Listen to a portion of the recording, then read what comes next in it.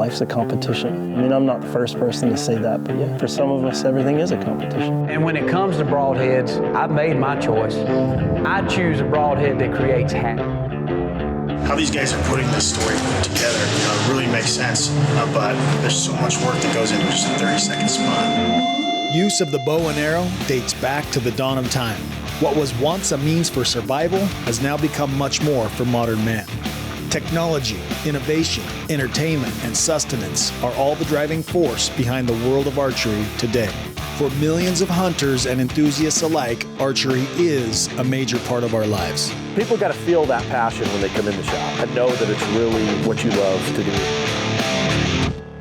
My name is Tim Burnett, and I've been blessed to have a career in the outdoor world for nearly a decade. Making your passion a career is tough, but it can be done. There are many career paths to go down, stories to be told, and journeys to be had. My quest is to showcase some careers in the archery world and to share the lives and lifestyles of a few professionals who have found their way.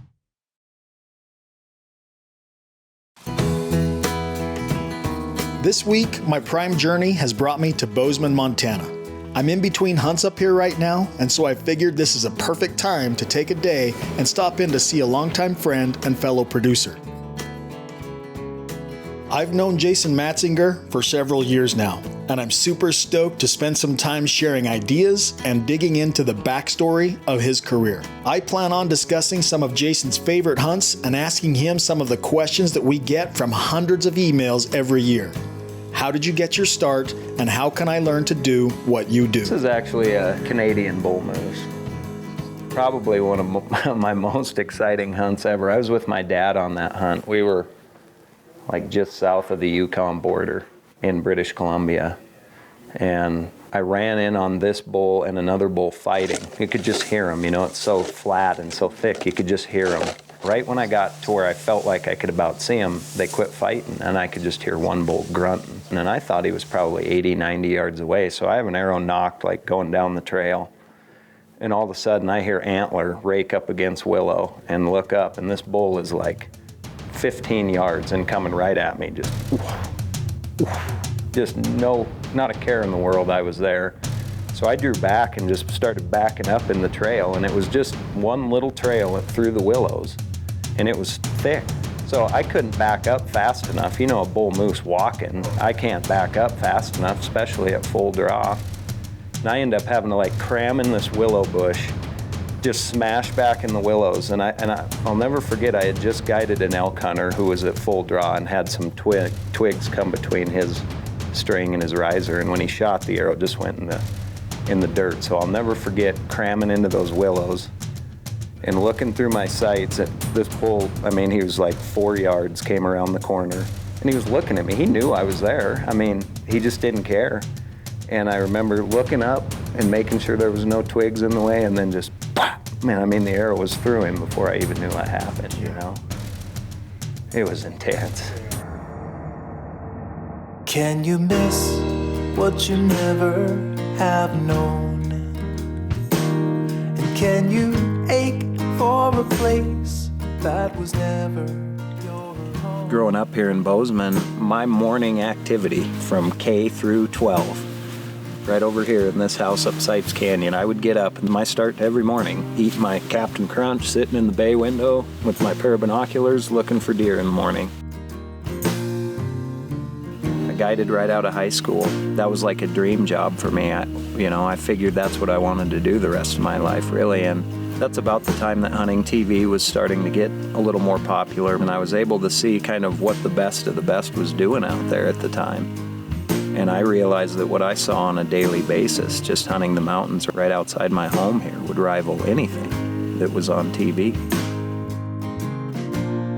So I bought a little camera that would fit in the hip pocket of my camo pants, and I just started documenting everything I could, which was tough as a guide, when you're trying to be a good guide or a good cameraman. I was a half-ass guide and a half-ass cameraman at that point in time, so my job was guiding, so I really just stuck with guiding at that point, but my love for filming really was building on the back end. And then when my outfitter I worked for moved away and things kind of changed, I really just went after filming more. I had no vision of where that footage was ever gonna land or how I could make a living doing it, but I just knew that I liked to do it. After the break, we talk about how Jason got his start. It was like mind blown. He shares with us what he knew when he began. I had no idea what to do. And we discuss a few of his trade secrets as an editor.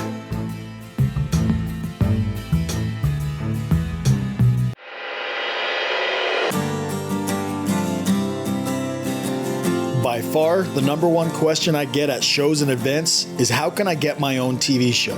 And all I can say is that in this industry, there is no playbook. I'm sure that all of us in the industry would struggle coming up with a clean answer. And each of us would have our own unique story to tell. The local store my dad's best friend started, where I bought my first BB gun or my first slingshot and shared my first hunting photos. When their family sold the powder horn and the new owner came in, he really wanted to go after hunting television to help market the powder horn and market Schnee's boots as well.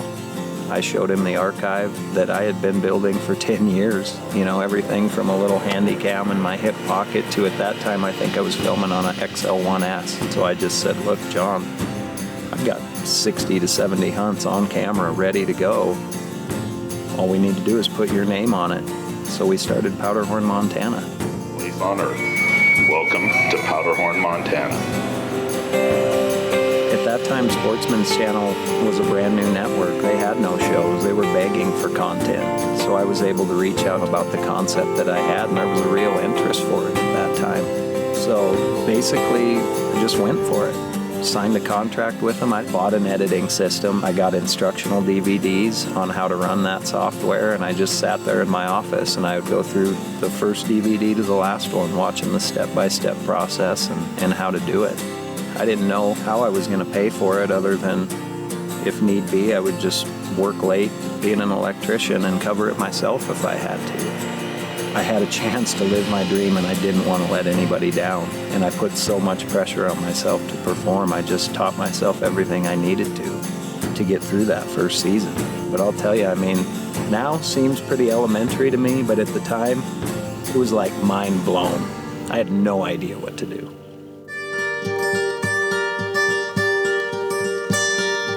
Hey, man.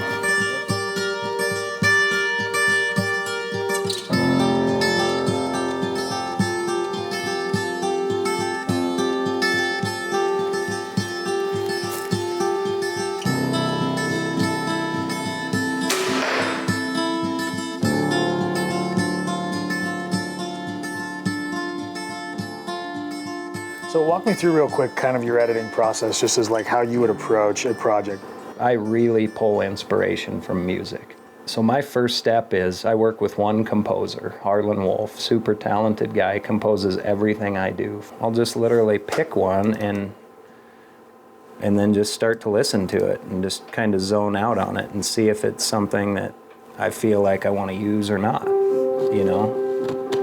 So I'll just sit here and run through the tracks and just listen and try to think about the hunt and the message I'm trying to get across, you know. And because you already are very familiar with the footage that you have because you filmed or took part in the adventure, so you're matching music to that film. Exactly, yeah. Whether it was a hunt that was filled with just special moments between me and my dad, or whether it was a really physically grueling, you know, where you're really hammering it out up the mountain type hunt, 9 times out of 10, I can have something edited to that song before I ever even lay the track in here. I as it's playing, can be laying it out that quick in my head.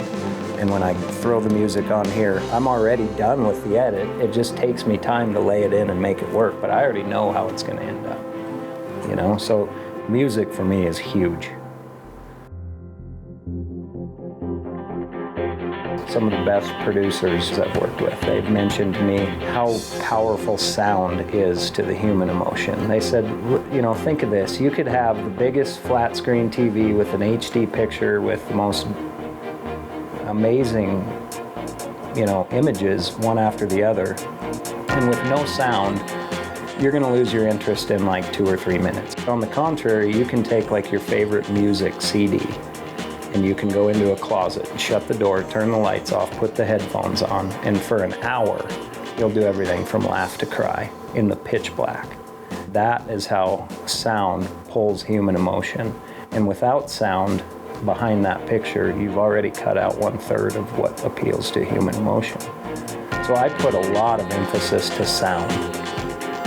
And most of the time you probably don't even notice it, whether it's hoofbeats or the wind or birds chirping. I put a lot of attention to that. And when you watch it, you don't really pay attention to it. Over the last 2 years, put more emphasis in sound than just about anything because of how that pulls your emotion. When we come back, Jason shares what it takes to be a TV host. There is no cliff notes for how to build a hunting TV show. We argue about how to make a living. So how do we make money? We don't. And Jason talks about the day that he almost quit.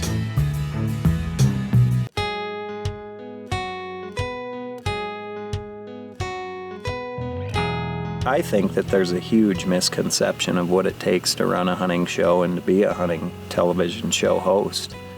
I know it was for me. I mean, I'm doing things now I never would have dreamed I was doing when I started this show 8 years ago. Misunderstood in the fact that I think a lot of people think the network pays us big money to have our shows on the network, when in fact we have to pay the network from our hard-earned dollars to get that airtime on TV. I think that's the number one misconception in hunting TV. We're one of the only national broadcast stations that we pay for our airtime. So how do we make money? We don't. How does somebody that wants a television show make it work?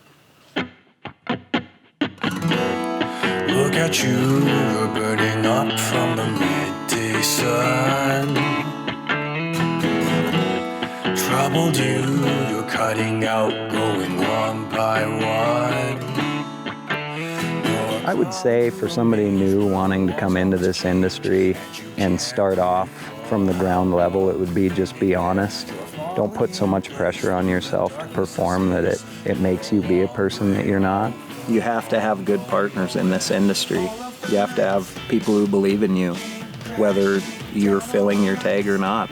I think it's a real unrealistic goal to think that, to make it in this industry, you have to kill a 200-inch whitetail every year. You have to kill a 400-inch bull. That's just not true. It's not real. And I just don't think that that's what the viewer wants to see anymore, because it's not obtainable. It's not even obtainable to guys like me and you that do it for a living. Stay true to your heart. Stay true to the reasons of why you love this and why you got into it.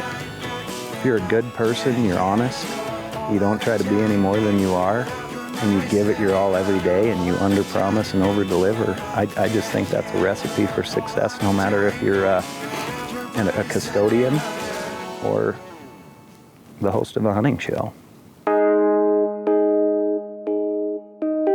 I would be willing to bet that if you asked any other TV show host if they would ever want to do anything else as a career, they would all undoubtedly say, not a chance in hell. But I found that if you really want to know what drives a guy to do what he does, you ask him why. Why did I get into filming hunting? That's a hard question to ask. I've just been pulled that way. I feel like it's so instilled in me that it's just what I've always wanted to do. I've never really second-guessed it. I think one thing that really pushed me to take it to the next level was seeing what was on TV and feeling like that didn't truly represent me as a hunter or the way that I felt when I took to the woods. And so it kind of lit a fire in me to try to produce something that painted a clearer picture for people that don't understand why we hunt or why it's so important for us to hunt.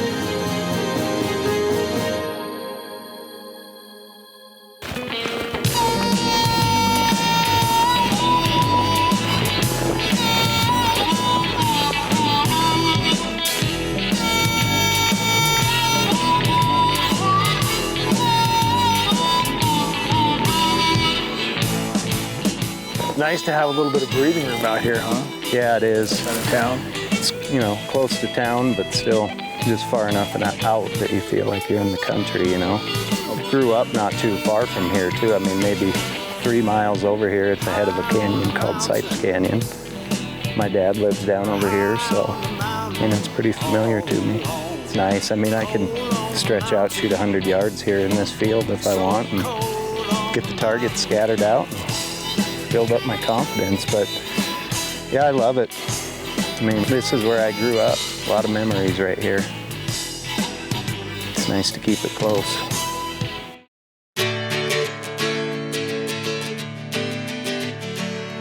Bow hunters, by their very nature, are a different kind of breed. What is it about a bow and arrow that would make a guy willingly make his hunt much tougher than it otherwise had to be? I guess it's really hard to express what all bow hunting does for me as an individual. Really just brings you that much closer to the animal. It makes you understand what makes that animal tick. It makes you understand and appreciate every encounter you have, because you know that stuff doesn't just happen by chance. You have to know what that animal's doing, whether he's in between feeding and bedding, or the way he's working a scrape line because of a wind direction. Every single element of what an animal does when he steps foot in the woods makes sense. There's no chance of why he's standing there. There's a reason he's standing there. And I've learned that through bow hunting. And I feel like people who've never stepped foot in the woods to just sit and watch animals are really missing out. I think it just lends a certain clarity to every other aspect of your life. Ultimately, yeah, I do bow hunt to try to kill an animal, bring home an elk, the biggest one that I've ever taken. That's ultimately, I guess, what drives me to be out there, is to be successful. But at the end of the day, that's definitely not what it's all about. I feel like bow hunting forces you to be a real hunter and to understand that animal. You're not going to luck out bow hunting more than once. And it just gives you a certain amount of satisfaction to know the amount of time that takes to understand an animal, and the dedication it takes to go out there and put yourself in the tree stand or on the side of the mountain every day, whether you're going to see something or not. There's nothing else in my life other than my kids that would drive me to do something like that. There's nothing. After the break, we go over Jason's latest project as a producer. Making it a little different style, a 1-hour documentary. We talk about one of the darkest times of his career. I was right there at the breaking point. And Jason gets personal on what kept him going.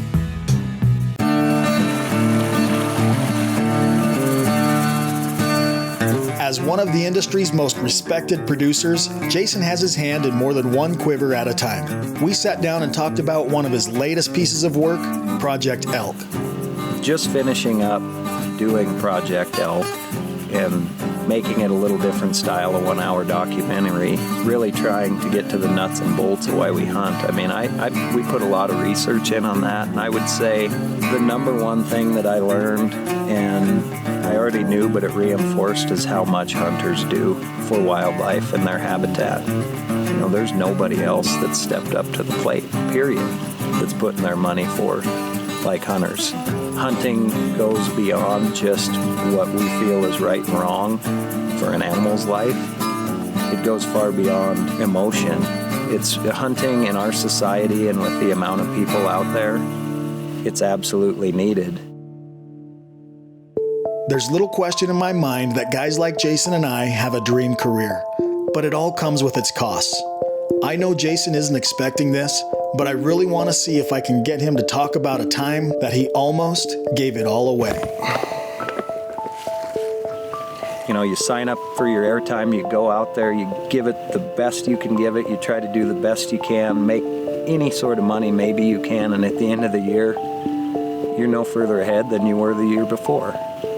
To sit here and say that it's just been, oh, I had this dream, and now look at where I am because I just believed in myself, that's not true. It is to the nuts and bolts of it, but I've been through the ringer to get myself here. I've sacrificed everything that, you know, is everything to a lot of people.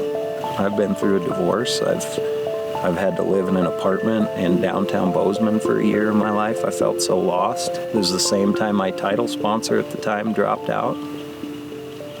You want to talk about a moment in time where, you know, I about called it quits. I was right there at the breaking point of just saying, I'm done with this. It isn't worth it. What did you find that kept you going? I guess I talked to my sister one day, And my sister has been the bold one that's moved out of Montana, and she's been to New York City, and she's lived in San Diego. And I'll never forget sitting in my buddy's driveway when I was going through the divorce, talking to her on the phone, just down and out, you know, just searching for answers. And I'll never forget her saying, "Do you understand, of all the people in the world that I've ever met and talked to, you are the only person who is doing what they love and they dream of? You're the only person I know that's doing that." And I guess at the end of the day, I realized that if I gave that up, that is the only thing that gave me light through those hard times, was being able to bury my head in my work and not think about anything else.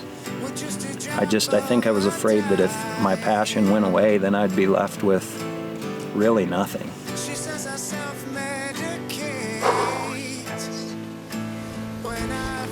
I got a lot of friends in this industry. Tim, you being one of them, we've had a lot of conversations about why we do what we do. And it's 100% passion. I mean, that's all it is. It's the passion that drives us. It's trying to get across that message that drives me every day. It's not killing the biggest deer on TV. It's not proving that I am a better hunter than anybody else. It's not that at all. I'm not. In fact, I'm lucky. I'm blessed to live the life that I live, and I don't take it for granted any day. You know? We're hunters. We're hunters. We are so lucky to get to do what we do every day. We are not movie stars. We are not rock stars. We are hunters. We're lucky.